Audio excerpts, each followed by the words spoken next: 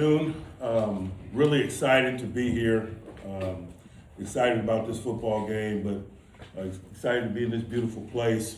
We just got here this morning, getting acclimated, doing some best practices things with the football team in terms of transitioning to this time frame and getting ourselves ready to play. A big component of that is the work that we have in front of us this afternoon. We work this afternoon about 1:30 this time.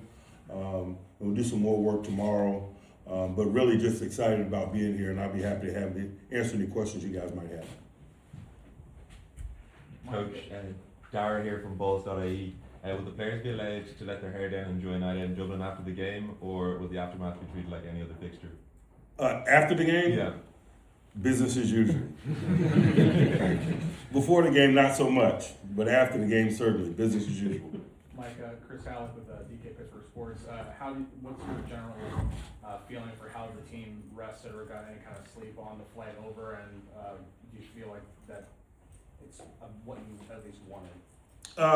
I feel really comfortable where we are right now in terms of acclimating ourselves. We had a meeting at the top of the week. It was more than just acclimating ourselves yesterday and today. We started the process at the top of the week, man, so it wouldn't be as dramatic. We started our day Wednesday and Thursday about 90 minutes early, encouraged everyone to get up early, and that was a component of it. And then also, on the other end, go to bed early. We thought it positioned ourselves, man, to get some rest through the flight over the night, and hopefully we were able to stay on our feet all day today and complete the process of acclimating. Mike, it had been, 12 years since you've done the international game. Did you learn anything from that first one in regards to what you're talking about? I don't know that I have as an individual, but I just think there's been so many organizations that have played internationally since then, and just in informal and formal conversations, I think that we all in the National Football League have a better understanding of the acclimation process, best practices in terms of managing the travel, the differences in the venues and so forth. And so I think it's certainly less mystical today than it was 12 years ago, the last time we did. Mike, how are you personally acclimating? Did you sleep on the plane at all on the way over here? I did, but I always sleep on the plane. Guys, make sure you say your name and outlet before you speak. Coach Freddie Hall from the Franchise Tag Podcast. You've played the Vikings 4 times in your career, 2-2. You were the defensive coordinator there before you joined the Steelers. Last time you played an international game was against the Vikings in London. History runs deep with them. So do you know how to beat them? Do you know what it's like in that organisation, their philosophies, and also the relationships that you had there? To be honest with you, I've been in Pittsburgh so long now, there's probably very little the same in that organization, meaning the Vikings. I know it's very few people that are still in that organization that was there when I was there. And so I'm just viewing it from the perspective that it's another game, somebody that we are less familiar with. It's not about me, it's about us. They're an NFC North team. We don't see those guys a lot. And so certainly we've been preparing with urgency in an effort to get to know them better and how these two teams might come together. But I never allow it to be about me or my personal experience. It's about the Steelers. Mike, John from Cortina here. We've seen some struggle lately in terms of third down defense. This is something that you have actually pointed out in our latest press conference. So how is the team evolving into trying to fix that problem in the near future? And is that more like a mental thing? Is more like a tactical thing? How do you guys prepare for that? It's both. It's all of the above. It's a mental thing. It's physical work required. We've had some really good days. We still got 2 more days in front of us in terms of positioning ourselves to address that issue and others. And so we're excited about it. I think particularly at the early stages of the season, there are going to be questions. There are going to be developmental things for individuals and for collectives. And so, not only are we excited about having an opportunity to play the Vikings and play another football game, but we just understand the growth that we're all going to experience individually and collectively every time we step into an arena this time of year. Coach Tomlin, Andy Davis across the pod. I want to ask about Jalen Ramsey. Speaking of defence, first 3 games, week 1, game 2 big play, week 2 interception. Someone who's thrived in his career off one-on-one matchups with top receivers. How are you managing his battle with the likes of Justin Jefferson, TJ Hawkinson, and everyone else on that offense? Great question. We got a lot of confidence in Jalen. Not only his playmaking ability and his competes, but his versatility. We have enough schematic versatility, and he does as a player, that we can match him up in a variety of circumstances. We can position him to defend TJ. We can position him to defend Justin, and I'm sure you will see all of the above. Because it not only requires good players to minimize good players, but it requires good schematics, and he's certainly a component of that for us defensively. Mike Darkley from the Irish Mirror. Between the Rooney's links to Ireland and maybe the history Croke Park has, I'm just wondering, with the players, do you tap into that, or do you strip it down and make it a normal game week for them? It's certainly an opportunity for me to educate the Steelers about the late great Ambassador Rooney and his passion for this place and his vision for this game, and we've done some of that. But largely, the work we do here is business as usual. Mike, Jerry Dulac from the Pittsburgh Post-Gazette. Hi, Jerry. Hi there, Mike. You haven't been getting a lot of offensive plays. How does that affect the continuity that you're seeking maybe throughout when you're not getting as many plays? You know, we have an opportunity to do something about that. You know, it's a collective thing.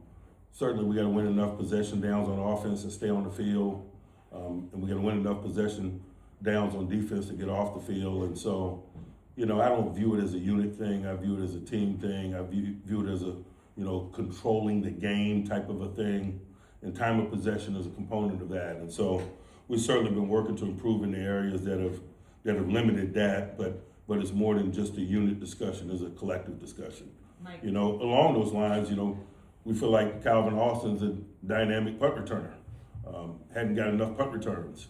Part of it is bad because we're not winning enough third downs. Part of it is good because we're taking the ball away from people in terms of the turnover game. And so I think all of those, you know, singular questions get answered the more ball you play. We're at the early stages of the season, and some of that stuff can be somewhat speculative. I think for us and for everyone, the more you step into a stadium, I think the more personality and some of those things get answered.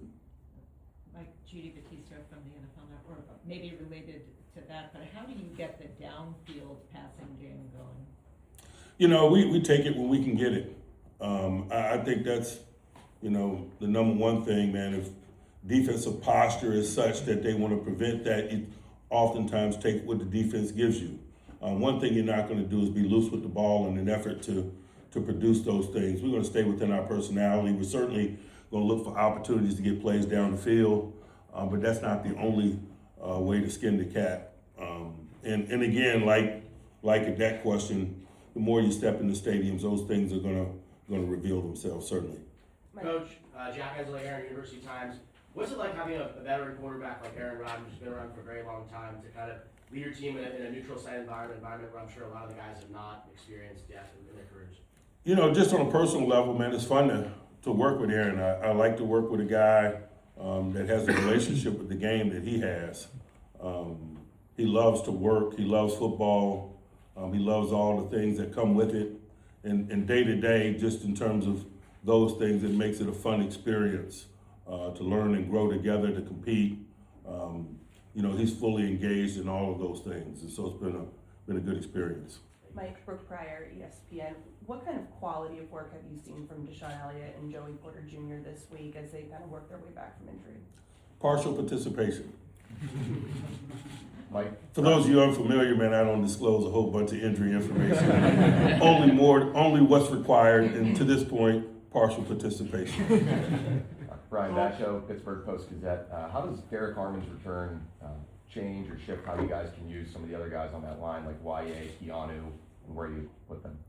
It certainly means less snaps, just on the surface level for those guys, but the strength of the pack is the pack, and we're certainly glad to have Derek back. I think it was a really good week a week ago. Just the number of snaps that he was able to play from a conditioning perspective and the amount of production he was able to give us all are encouraging, and so we'll see where it leads us this week, certainly. Coach Jimmy English, Gaelic Gridiron. Coach, you've been part now of 2 international games with the Pittsburgh Steelers back in 2013 in London and now this year. What are your thoughts on the NFL's efforts to grow the game of American football internationally? You know, I don't necessarily have an opinion on the collective's mindset regarding the international play. I know as an individual, it's an honor to represent American football on the international stage, and it's something that I don't take for granted. It's an honor to be a component of. Mike, Nick Faribault, Penn Live. You guys right now, I think, second highest blitz rate in the NFL. Pretty big stark switch from last year. What about this group's personnel and personality fits that attacking kind of blitzing model on defense? Again, like a lot of these discussions, this is a 3-week body of work, and some statistics can be misleading, some things can be opponent specific, and so I don't know that that's going to represent us in totality, but we'll see. Okay, Gordon Manning from the Irish Times. Will you guys visit the stadium before Sunday? We will not, no. Is that a concern? Would that be no? Not at all. As long as the field's 100 yards and and all of that stuff, and the conditions are the same for both teams, we care very little about that. Coach Tomlin, Freddie from the Franchise Tag Podcast. Najee Harris, who you drafted, went down a really awful injury last weekend. Have you sent him any texts of encouragement or phoned him to wish him well? We've certainly been in contact, but I'll leave that communication between us. Coach Ken McGuire from Associated Press. What are your thoughts about the new kickoff system, and do you feel like has the strategy evolved on that, or is that our team still trying to figure out how to approach those? As a member of the competition committee, I think the new kickoff is getting done exactly what we intended it to get done. Even the latest alternate changes in terms of spotting the ball on the 35-yard line, and so I think it's doing exactly what we intended it to do. Is putting some excitement back in the game, is adding some quality plays to the game. In terms of us having an understanding of the concept, or the field having an understanding of the concept, I think that we're all learning and growing regarding best practices schematically, how to strategize, things to do, how to position players. Some of the size of the players in certain positions have changed, and so we're all absorbing a lot of tape, and we're all learning and growing as we go in this thing in terms of the best way to position ourselves to take advantage of the new opportunities in the play. Mike, Nick Faribault, Penn Live. We've on the kickoff, we've seen, I think, the Rams and the Panthers now kind of utilizing the kickers to kind of knuckleball these balls, and that's been a kind of growing into the actual kicking of the ball. For you guys, how much is that kind of changing the strategy, teaching returners like different bounces and different trajectories coming in now? That's certainly a component of it for us, and has been. Coach, Gonzalo Garcia from Spanish Bowl and National Football. After week 2, when Caleb had the mistake, last week he has no snaps. It's still the same for the upcoming week? We'll see. Sometimes when you have mistakes, you got to take a step back. But I'm really pleased with his approach to business and work. It's more about the day-to-day for a young player. And so I think he's positioned himself to be a contributor this week, but it's certainly those decisions don't happen in a vacuum. It's about some of the talents and how we choose to divide the labor up regarding the others relative to the opponent. But he certainly won't be back there on kickoff returns. Mike, Chris Alec with DK Pittsburgh Sports.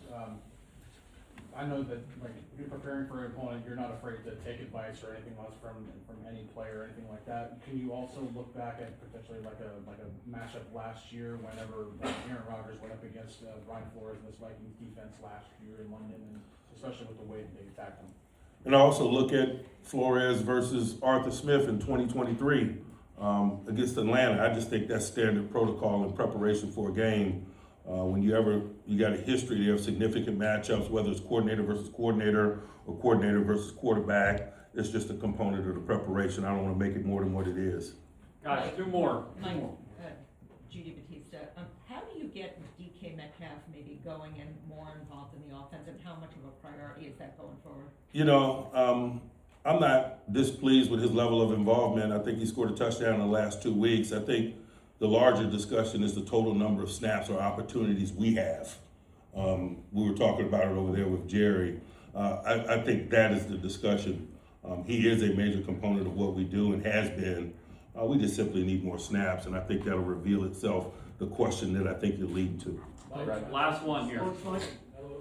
Yeah, John Hayes, Leach People. Against the Patriots, you started well, you finished well. How concerned were you with your quarter 2, quarter 3 performance? I'm concerned about a lot of things, man, but I don't lose a lot of sleep over it. The ball keeps rolling.